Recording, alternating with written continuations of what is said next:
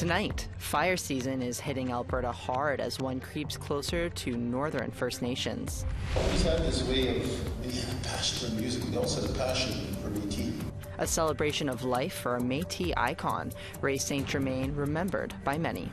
It feels good to see this many camps. I've been around since the first time. It's the real tents that they used to take around.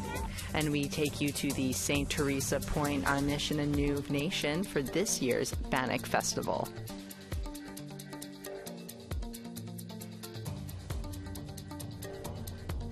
Hello and welcome to APTN National News this Monday evening. I'm Sav Jonesa. We start in the west tonight, where Suncor Energy has evacuated non-essential workers from their Firebag oil sands site due to an out-of-control fire northeast of Fort McMurray, Alberta. The fire is about 8 kilometers from the site and 50 kilometers from Fort McKay First Nation and Métis Nation. About 200 firefighters and support staff are on hand to help with efforts to stop the blaze, which is about 13 hectares in size. Temperatures into the mid-30s are expected this week with high wind gusts, making the fire harder to contain. And much of British Columbia is under a heat warning, with temperatures expected to soar over the next few days. In Vancouver, thousands are flocking to the beach. Oh, drink lots of water, wear your sunglasses. Sunscreen, yeah, stay in the shade. Environment Canada is forecasting that the scorching temperatures will climb into the 40s in many regions in the coming days. The BC Wildfire Service is warning the hot, dry conditions will increase the potential for wildfires. The village of Alberta Beach, about 70 kilometers northwest of Edmonton, and their Heritage Museum held an event recently called A Bridge Between Nations. The village and museum worked with the nearby Alexis Nakota Sioux Nation to unveil a teepee as their newest permanent exhibit. Alexis members and elders told stories of residential schools, the pass system, and the 60s scoop to locals in attendance and government representatives from all levels. The teepee will help educate visitors to the history of the Alexis Nakota Sioux people. And so today marks a beautiful day of building a bridge. And the bridge in such a small teepee or this museum is just like a ripple. From that, because we have everyone here from the different governments, that ripple should carry to all of those tables. And as you carry to all those tables, you have to create that space for the First Nation to be there. And in doing that, we will continue to grow together. For communities in Nunavut, which includes the capital, Iqaluit, will soon have access to high-speed internet services. The CRTC has committed over $270 million to the government of Nunavut to build a 1,300-kilometer fiber link. The project will connect over 80 essential public institutions in those communities, including schools, healthcare, and learning centers. And the RCMP in Saskatchewan say they're eliminating barriers and creating opportunities for Indigenous people in remote communities who want to join the force. When applying to be an RCMP regular member, one requirement is a valid CPRC and first aid certificate. But in remote communities without these classes, traveling for training is expensive. The RCMP Indigenous Recruit Unit is removing that barrier. They covered travel and accommodation costs to bring 11 prospective recruits from remote communities to Saskatoon, where training in CPRC and first aid was provided by current members of the RCMP who help the recruits pass the course. Animal rights activists from across Alberta gathered over the weekend to protest the Calgary Stampede Rodeo, which they say is unacceptable and a clear form of animal cruelty. A lot of people, I think, that do go to the rodeo are disturbed by it. They don't realize until they watch the calf roping and such and just go, wow, like, you know, I've had many people tell me they wish they had never gone after they actually witnessed the rodeo in its entirety. They say aside from the risk of injury and death to animals in the rodeo, it is also a major cause of stress for the animals used in events such as calf roping, steer wrestling, and the chuck wagon races. The group will also be protesting during the final weekend of the Stampede. The Assembly of First Nations annual general meeting is set to take place this week from Monday to Thursday in Montreal. So far, there are 76 draft resolutions chiefs will need to vote on. APTN's Teresa is there and it brings us an update.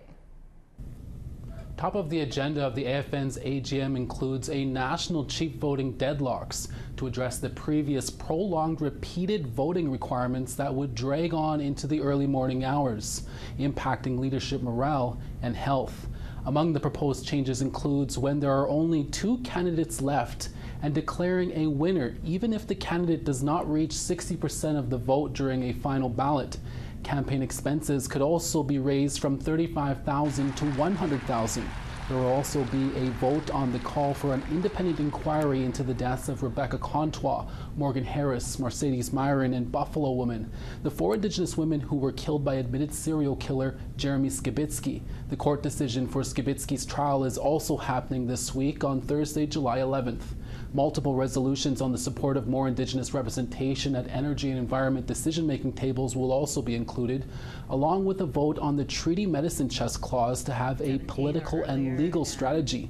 The AFN says over the years the Government of Canada has limited and reduced the coverage of medicines, treatments, therapies, and equipment for First Nation people, thereby eroding the treaty right to the medicine chest. Saskatchewan chiefs will also push for a resolution on the treaty right to tax exemption. When First Nations signed treaty with the Crown and the Canadian government, First Nations were promised exemption from taxation by the Crown, but the AFN says the feds have imposed taxes since the beginning, breaching treaty promises. A call to stop taxation against First Nations and tax payouts by governments will be made. Among the dignitaries, Pierre Poilievre is expected to attend the AFN's AGM for the first time since becoming Conservative Party leader. Poilievre will deliver a keynote address and will also provide a question and answer session with the chiefs, where there has been some skepticism on his reconciliation promises and concern if a elected Poilievre Conservative government would be a repeat of the previously damaging Harper government for Indigenous people. NDP leader Germain is expected to also be in attendance. No word yet if Prime Minister Justin Trudeau will attend as well. For APTN National News, I'm Teresa in Montreal. And we want to hear what you think about that story or any others you hear on our show tonight. Here's how to continue the conversation. If you have a story you want to share, send us an email to news@aptn.ca. And to read and watch our stories, go to aptnnews.ca. You can find us online on your favorite social media sites, including TikTok, YouTube, LinkedIn, and X. Follow APTN News to join the conversation and see our latest stories.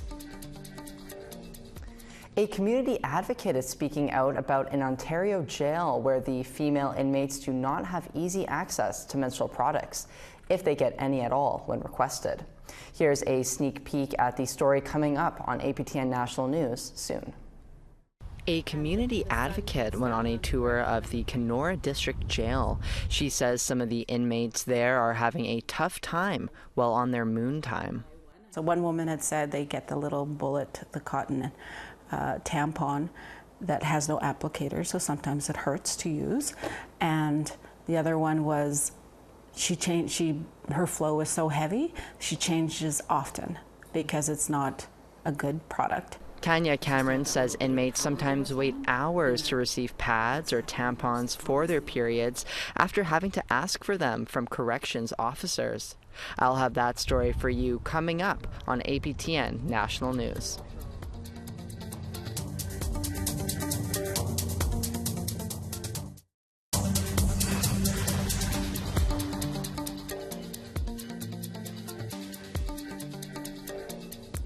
Welcome back. The Government of Canada recently launched a new interactive mapping tool. It's an environmental scan report of the 140 former residential schools recognized in the Indian Residential School Settlement Agreement. Indigenous Services Canada says the new tool will help survivors and communities heal from the pain and trauma caused by residential schools. David Russell is the National Coordinator for Residential Schools with Indigenous Services Canada. Dennis spoke to him on Friday. David, thanks for being with us. Can you tell us about this new mapping tool and what is included? Sure. So the Indian Residential Schools interactive mapping tool is part of our broader strategy to make information about residential schools more accessible to survivors, their families, and communities. We put together information from an environmental scan on the current status of the former 140 residential school sites across the country and use existing publicly available data and making it into a more accessible format through this interactive mapping tool. It has historical air photographs to overlay with modern satellite imagery to give the viewers the opportunity to see the locations of former resident schools, how they are situated in terms of other communities where students were taken from, and to be able to look at some of the jurisdictional aspects of the lands that are involved. Why was this something that Indigenous Services Canada wanted to do? Well, it speaks to the broader commitments to support Indigenous data sovereignty, to make government data more accessible to the public, to survivors and communities. It's part of the action plan under Canada's United Nations Declaration on the Rights of Indigenous Peoples Act. It's our commitment to responding to the Truth and Reconciliation Commission's calls to actions, and really to make to respond to the requests from communities and survivors about information on residential schools to be available, to be more accessible. Minister Patty Hajdu said in the press release that the new tool would empower survivors and communities in their journey toward healing from the pain and trauma caused by residential schools. Can you tell us how that would, how this helps? I think having tools like this that give a visual representation of where the residential schools were situated allows survivors, their families, communities to share that experience together. Each survivor has their own lived experience, but having the historical air photographs overlaid with modern satellite imagery can give them a sense of where they were taken from, how they got to the schools, where the schools are located in terms of the isolated, sometimes locations, and the current state of those lands. It was also mentioned that this will support Indigenous data sovereignty. Can you tell us how that would work? One of the key elements of Indigenous data sovereignty is ensuring that government information is more accessible to Indigenous peoples to support self-determination, self-government goals overall. But overall, the purpose of making this available to support Indigenous data sovereignty is really putting technical data that is publicly available, but just making it more accessible to communities and survivors. David, any other projects you're working on that you can tell us about? Along with the interactive mapping tool, we undertook an environmental scan on the current status of former residential school sites and buildings. That report is also available on the Indigenous Services Canada website. It details the jurisdictional ownership aspects of the 140 Indian residential schools recognized in the Indian Residential School Settlement Agreement. Those schools occupied 174 sites across the country. So this report and the map together give a full spectrum of the truth and facts elements around residential schools. David, we'll leave it there, but appreciate you taking some time to talk with us about this. Thank you. Tributes keep pouring in for the Manitoba Métis music legend, Ray St. Germain, the musician and TV host who died from Parkinson's disease last month at the age of 83. This past Saturday, hundreds of people came together to honor the star's lasting legacy and the life he left behind. CTV's Gary Robson gives us a glimpse into the somber and celebratory ceremony. This afternoon, there are going to be many tributes, heartfelt tributes, stories that will evoke tears, I'm sure, and laughter. I know it's cliche, but Ray would like us to be happy. There's a guy going to be bringing his band in here next week. He's sitting here. He wants to get up with the band and, you know, promote coming in next week. So I said, sure, come on. He's either First Nations or Métis, got no front teeth. Good. Well, he got on stage and he sang like Merle Haggard. He was amazing. And so I said, well, what's the name of your band? He said, are you ready for this? Three Breeds. I know that just that name will draw a crowd. He leaned over and he said, the name of the band is Sea Breeze. I thought, oh, I'm gonna die. He had an amazing work ethic. He was always, without a doubt, no minimum half hour early for every event, but usually an hour. I was not only a friend, I was his co-host for 20 years, but I was also like part of his family. He just always had this way of getting to you and talking to you, and he had that 1,000-watt smile, you know, just his calmness, his, you know, and he had a passion for music. He also had a passion for BT. We'll be thinking of you.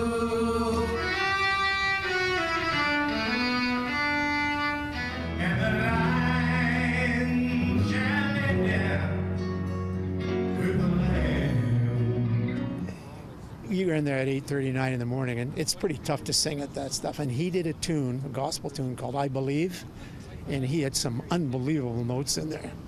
So we kind of looked, and he got out of the booth, and he said, we're not doing that one again. Smile, though your heart is aching. Smile, even though it's breaking. When there are clouds in the sky, you'll get by. What a beautiful ceremony for an iconic man. Rest in peace, Ray. We need to step aside now one last time, but first, here's a sneak peek of what's coming up next after the break. Maybe like 10 years ago, it used to be outside of our northern store, but they moved it here because it kept getting bigger and we needed to accommodate the people.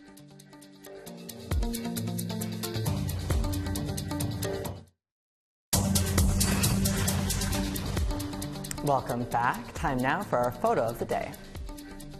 Today's photo of the day comes from Kira Small, who captured this shot of Spirit Island in Maligne Lake, Alberta. Thank you for sharing, Kira.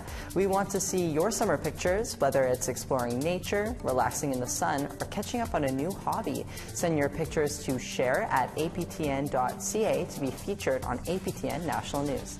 Now let's take a look at tomorrow's weather forecast. It'll be 27 in St. John's, 29 in Charlottetown, 28 in Cartwright, and 15 in rain in Kuujjuaq. It'll be 26 in rain in Quebec City and rain and 27 in Montreal. North Bay will be 26 and rainy as well, 29 in Ottawa. Timmins will be 25 and 21 in Big Trout Lake. It'll be some sun and 22 in Churchill and rain and 25 in Puckatawagan. Winnipeg will also have rain and 29 and 29 in rain in Barons River. 31 in sun in Regina, 30 in sun in North Battleford. Stony Rapids is a sunny 30 and it's a cloudy 28 in La Grange. 34 in cloud in Fort McMurray, 34 in sun in Peace River. 33 in sun in Medicine Hat and Lethbridge, 34 in sun in Edmonton. Vancouver will be 27 in sunny and 41 in sun in Kamloops. 33 in sun in Fort Nelson, 34 in Prince George. Whitehorse will be 25 and 14 in Old Crow. Yellowknife will have rain and 24 and 19 in some sun in Norman Wells. Tuktoyaktuk will be 7 and 2 in Sax Harbor. Chesterfield is 16 and 17 in Will Cove. Iqaluit will be 8 and 7 and some sun in Resolute.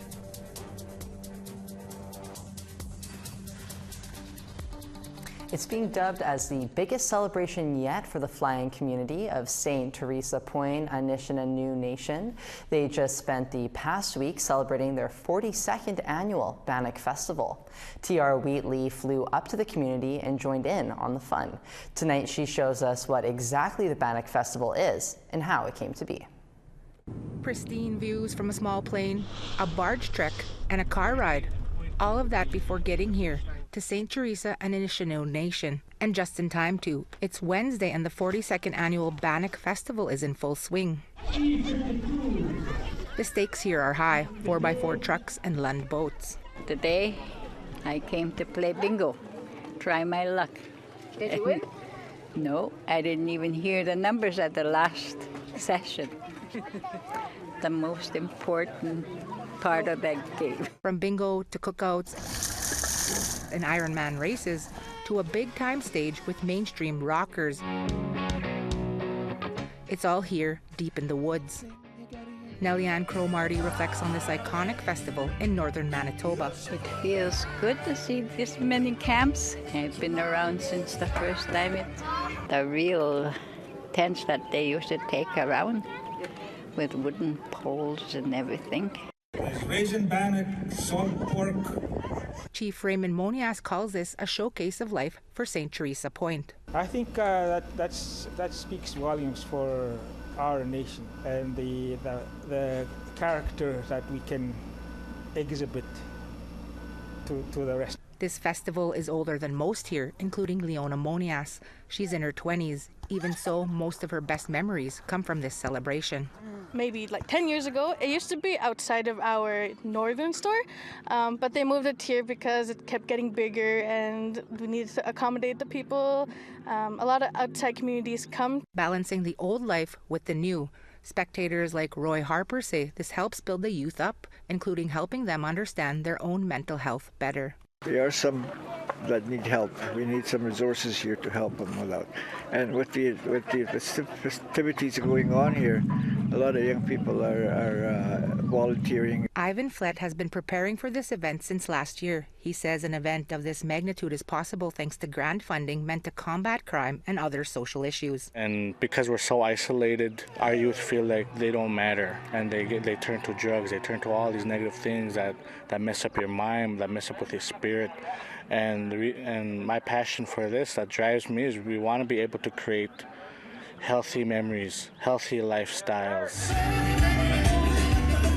In hopes of building a brighter future for the youth, while celebrating the work the elders have already done. T.R. Wheatley, APTN National News, St. Teresa Point. Well, that sure looks like a lot of fun. And as you saw at the end of that story, Johnny Reid was in concert there. Join us tomorrow to see what it meant to those living in the small community in the middle of the woods to have someone famous stop by. And that's all the time we have for this evening's episode of APTN National News. I hope you enjoyed the stories our reporters brought to you today. If you're looking for more news, please visit our website at aptnnews.ca. I'm Sab Jonesa, and from all of us here at APTN, thank you so much for joining us.